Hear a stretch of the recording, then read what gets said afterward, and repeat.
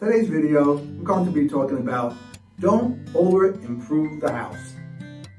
Be careful not to over-improve the house, thus blowing the budget, especially in the meat and potato market. The meat and potato market are houses that are between, say, $150,000 and $500,000. A lot of rehabbers also tend to overspend because they fail to keep their emotions in check. They imagine the house as if it was going to be their own, okay? And before you know it, they're doubling the repair budget and with a bunch of costly upgrades that is not needed for that house in that neighborhood. Focus on the return of investment and also know when to walk away.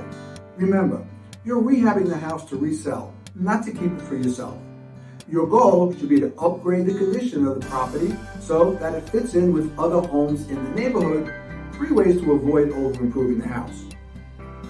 First, view other comparable properties in the neighborhood and try to mimic their improvements and finishes. Especially, if you go on Sizzle and check out the pictures of other houses in that area which have sold that was similar to your house. Look at the new home models and take note of their designs, their paint schemes, finishes. Copying what these new homes have means you're going to be most up-to-date with today's designs, and they may have also been designed by professionals.